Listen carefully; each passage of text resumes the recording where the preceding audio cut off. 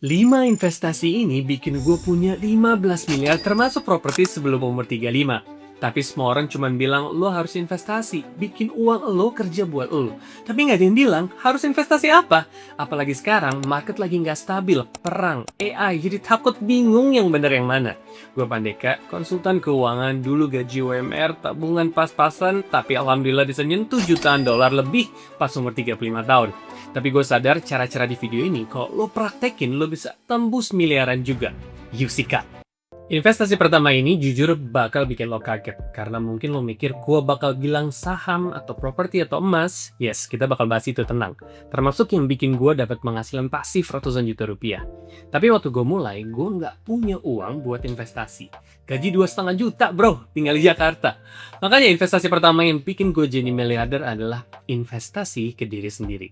Belajar skill yang bikin income gue naik drastis. Karena kebanyakan orang kalau dengar investasi langsung mikirnya saham, obligasi, properti, emas. Tapi ada satu modal yang sering ke-skip. Human capital, alias skill lo. Modal kemampuan atau keahlian lo buat hasilin uang. Di awal perjalanan ini justru investasi dengan untung paling tinggi. Kenapa? Karena ada efek multiplier. Efek pengganda. Contoh sederhananya, lo keluarin 10 juta buat kursus. Buat gue dulu belajar bahasa Inggris. Tapi hasilnya lo bisa dapat klien luar negeri. Dalam kasus gue bisa akhirnya kerja di Unilever Singapura. Skill 10 juta rupiah tadi itu bikin penghasilan gue naik 4 kali lipat. Pas gue kerja di Singapura, tabungan bersih gue per bulan itu sekitar 40 juta. Artinya 40 juta dikali 12 dikali 15 tahun itu 7,2 miliar. Makanya dari modal kursus 10 juta tadi, hasilnya bisa miliaran.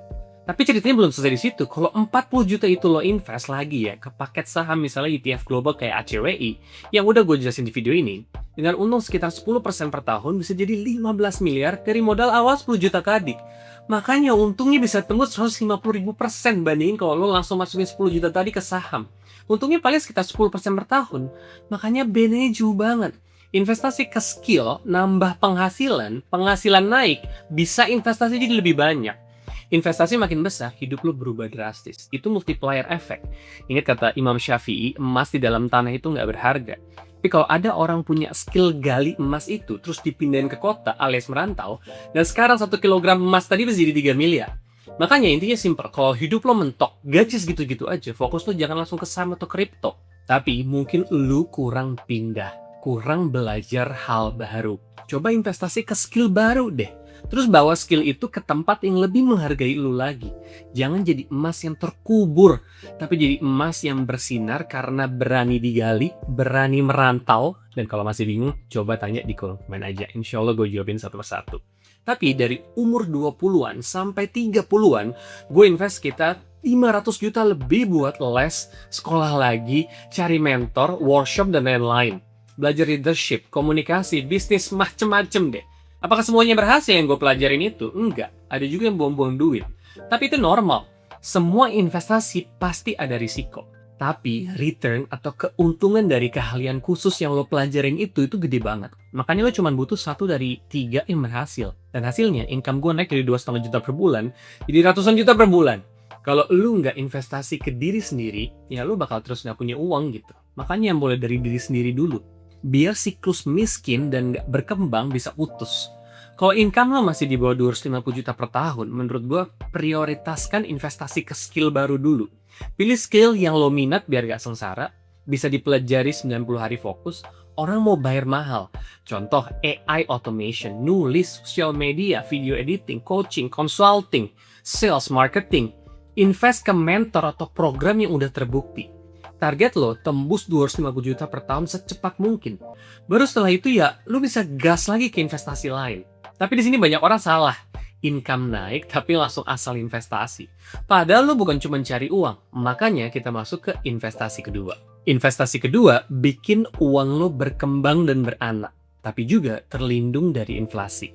Contoh sederhananya dulu nasi goreng ayam tuh kan 5 ribuan deh dapet. Sekarang 15 ribuan rata-rata yang enak. Makanya investasi bisa untung bisa rugi. Tapi uang diam di bank itu udah pasti rugi dan pasti. Kenapa? Karena inflasi. Nilai uang lo turun tiap tahun. 5.000 dulu bisa beli bakso, sekarang sulit kalau mau yang enak. Uangnya sama 5.000, tapi daya belinya turun. Itu inflasi. Tapi kalau lo investasi di saham, uang lo bisa tumbuh lebih cepat dari inflasi. Rata-rata saham luar negeri ya, bukannya Indo, bisa ngalahin inflasi sekitar 8-12% per tahun dalam mata uang asing, dan ini udah kejadian ratusan tahun. Tapi intinya saham ngasih duit dari dua cara. Satu, capital gain. Misal lo beli saham Apple yang bikin iPhone 50.000, itu misalnya perusahaannya berkembang, produknya laku, harganya naik jadi 200.000. Lo jual, lo untung 150.000. Dua, dividen. Beli saham sama dengan lo punya potongan kecil dari perusahaan itu. Kalau perusahaan lo untung, lo dapat bagiannya. Biasanya tiap 3 bulan. Misalnya harga saham 200.000, dividen 2%. Lo dapat sekitar 4.000. Tapi gue nggak akan ambil dividen itu. Makanya gue reinvest lagi, diputerin lagi, dibeliin saham lagi. Jadi uang makin cepat tumbuh. Ini namanya compounding. Uang menghasilkan uang, uang jadi beranak. Makanya investasi kecil kayak 30.000 aja per hari bisa jadi sekitar 2 miliar dalam 30 tahun. Padahal total modal cuma sekitar 300 jutaan. Strategi gue tuh simple, minimal 15% penghasilan kita masuk ke saham. Setiap bulan, konsisten mau market naik turun, peran gue tetap beli. Makanya ini disebut dollar cost averaging atau mencicil investasi. Tapi di sini banyak orang salah. Mereka mikir gue beli saham BCA aja, Apple aja, Google aja. Masalahnya itu terlalu beresiko buat pemula. Lo taruh semua duit di satu saham. Tapi kalau jatuh, habis semua. Contoh misalnya BlackBerry. Itu yang bikin handphone kita ketik itu ya, berarti. Dulu raja, sekarang hilang. Kodak juga sama, bangkrut kalah inovasi. Makanya gue lebih pilih ETF, Exchange Traded Fund. Ini ibarat keranjang isinya ratusan bahkan ribuan saham. Jadi lo nggak cuma bergantung ke satu perusahaan aja. Modalnya mulai dari 17 ribuan. Makanya dengan duit segitu lo bisa punya paket saham perusahaan global yang produknya lo pakai setiap hari. Analogi gampangnya, lo ke restoran. Ada pilihan pertama, beli satu makanan besar. Kalau nggak enak ya udah zop. Tapi pilihan kedua, ambil buffet. Isi banyak makanannya kecil-kecil gitu. Kalau satu nggak enak, masih ada banyak yang lainnya. ETF itu ya kayak gitu. Kalau 1-2 saham jelek, masih ada ratusan lainnya yang nutupin. Makanya ini disebut diversifikasi. Menyebar resiko. Dan ini bikin investasi jauh lebih aman. Contoh ETF populer kayak VTI isinya 3.000 saham Amerika. VXUS itu isinya ribuan saham global non-Amerika kayak Jepang, Cina, Eropa. Makanya kalau lo punya dua ini, lo kayak punya hampir seluruh ekonomi dunia. Dan cuma butuh sekitar 17 ribuan rupiah buat mulai atau 1 US dollar. Untungnya sekitar 10%-an, rata-rata 10 tahun terakhir. Tapi jangan lupa satu hal penting, fee atau biaya admin di aplikasi investasi.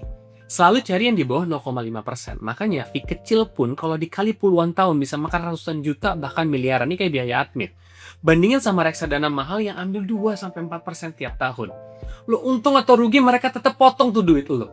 Oh ya, thanks buat XTB yang sponsorin video ini. XTB adalah salah satu broker besar di Eropa, punya jutaan pengguna dan udah lama di industri. Makanya keunggulannya komisinya 0%, bisa mulai kecil, deposit dan penarikannya gratis. Dan kalau lo daftar pakai kode di deskripsi, lo bisa dapat bonus sampai 1 jutaan rupiah, syarat dan ketentuan berlaku. Dan yang penting, XTB juga udah terdaftar di OJK dan Bapeti. Thanks XTB yang udah support video ini. Tapi ingat, punya uang doang aja nggak cukup. Makanya setelah ini kita masuk ke investasi berikutnya. Investasi ketiga, real estate atau properti. Semua orang bilang orang kaya pasti punya properti. Masalahnya ini butuh modal yang gede banget. Belum lagi ribet dan berisiko.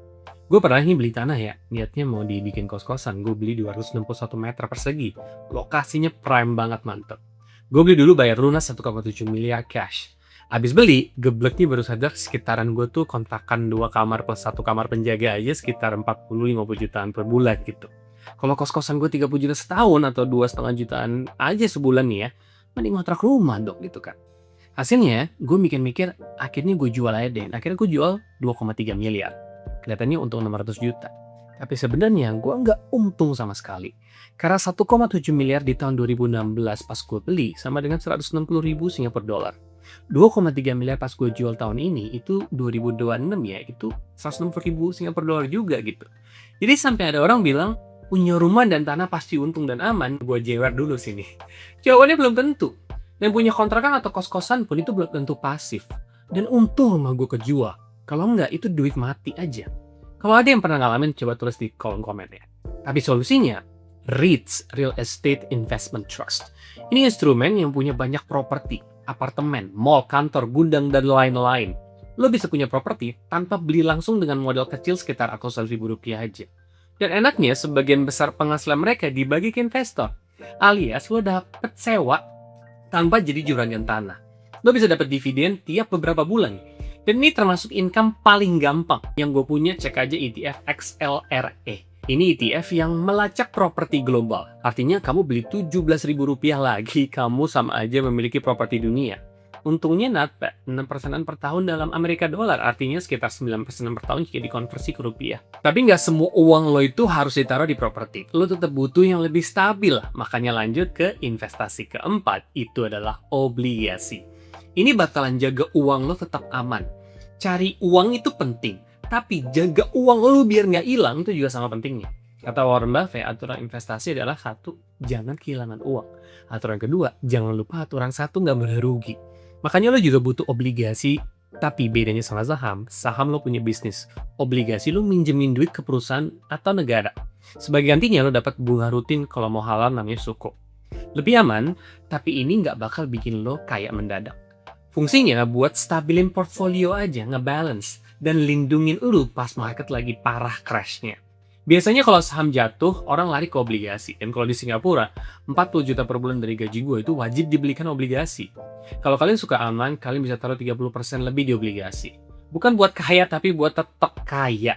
Kalau lu cuma main aman, pertumbuhan lu juga bakal terbatas tapi. Nah, kalau yang kelima ini kebalikannya. Ini bukan buat stabil, tapi buat lonjakan yang besar. Investasi kelima, moonshot. Terakhir nih, investasi ini high risk, risikonya tinggi tapi rewardnya atau keuntungannya bisa gede. Kayak tiket lotre, tapi versi lebih terkontrol. Contohnya Bitcoin. Dari sekitar 150 juta jadi 1 miliar rupiah, gila. Tapi banyak juga yang bangkrut karena asal beli koin random. Cara yang benar, jangan all in. Jangan juga no kalau menurut gue.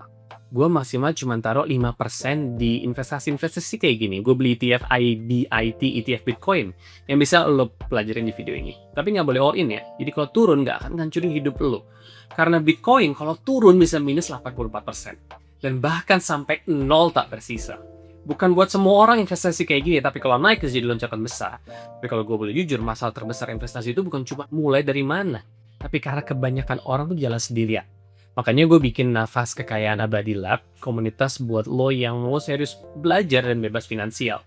Di dalamnya lo dapat materi lengkap dari 0 sampai advance, komunitas aktif buat diskusi sama gue, dan live session tiap bulan bareng gue, nanya apa aja bisa. Kalau lo mau yang lebih personal, ada juga sesi one-on-one buat ngebedah kondisi dan strategi lo. Cek aja di perkasapandeka.com ya. Tapi semua investasi ini punya peran. Skill naikin penghasilan, which is core of your investment. Saham numbuhin uang lo. REITs pemasukan pasif. Obligasi proteksi uang lo. Kripto yang high risk investment itu peluang atau lonjakan.